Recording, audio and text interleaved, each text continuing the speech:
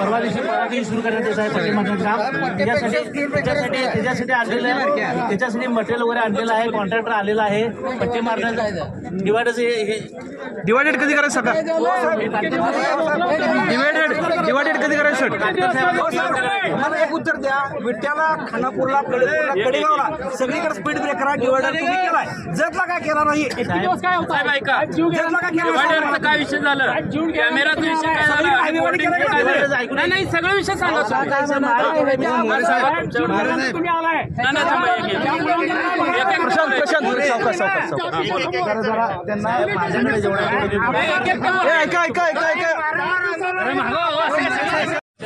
सोलुंकर चौक मित्रमंडळ यांनी आवाहन केलं होतं की सर्व संघटनेनं आज रास्ता रोको करण्यासाठी एकत्रित येण्याचं आवाहन केलं होतं. त्या रास्ता रोकोच्या आव्हानाला आम्ही जागर फाउंडेशन यांनी प्रतिसाद देऊन काल सर्व प्रांत कार्यालय, तहसील कार्यालय, पोलीस स्टेशन, इतर सर्व शासकीय अधिकारी, नॅशनल हायवे यांना कॉल करून निवेदन देऊन त्यांचे काल आम्ही आज परमिशन घेतलं होतं. त्या मागणीला आज जर तेथे रास्ता रोको करण्यात आला. त्या रास्ता रोकोला सर्व पक्षीय, सर्व संघटना आज उपस्थित होत्या.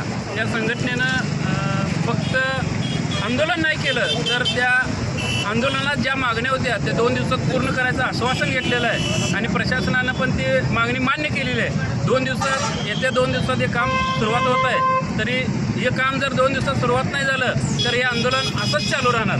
तरी आलेल्या सर्व संघटना व सर्व पक्षाच्या पदाधिकाऱ्यांचा आम्ही आभार मानतो. जागर फाउंडेशन यांच्यातर्फे सोलुंकर चौक येथे रस्ता रोकोचे आंदोलन करण्यात आले. म्हणून मी उत्फार्जाचा एक पदाधिकारी म्हणून या आंदोलनामध्ये सहभागी झालो. आज जागर फाउंडेशनच्या रस्ता रोकोसाठी जे नागरिक उपस्थित त्यांनी बरेचशा समस्या आपल्या घरच्या बाबतीत मांडल्या, त्या प्रश्नाला समजून सांगितल्या. काही राजकीय नेतेसुद्धा होते, सामाजिक संघटनेचे प्रतिनिधी होते.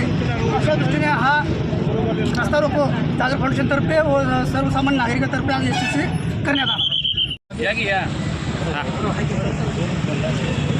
आज गेले 2 दिवसापूर्वी आमचे मित्र शंकरबाबा पवार यांचा अपघाती मृत्यू, तसंच या 10-12 वर्षापासून जे अपघात होत आले सोलुंकर चौक येथे, या निषेधार्थ म्हणून आज जागर फाउंडेशन असेल, बहुजन समाज पार्टी असेल आणि इतर सर्व संघटना असतील यांच्या वतीने आज सोलुंकर चौक येथे रास्ता रोको करण्यात आला.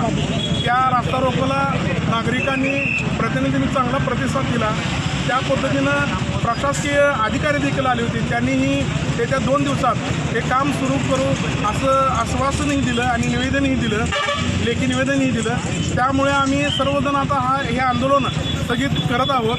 आणि जर येत्या 2 दिवसात जर हे काम पूर्ण नाही झालं किंवा कामाला सुरुवात नाही झाली, झेब्रा क्रॉस असेल किंवा स्पीड ब्रेकरचं काम असेल, हे जर नाही पूर्णास लागलं तर आम्ही हा लढा पूर्णपणे ताकदीनं सर्व पक्षीय असेल, सर्व संघटना असेल, हा लढा तीव्रच करू.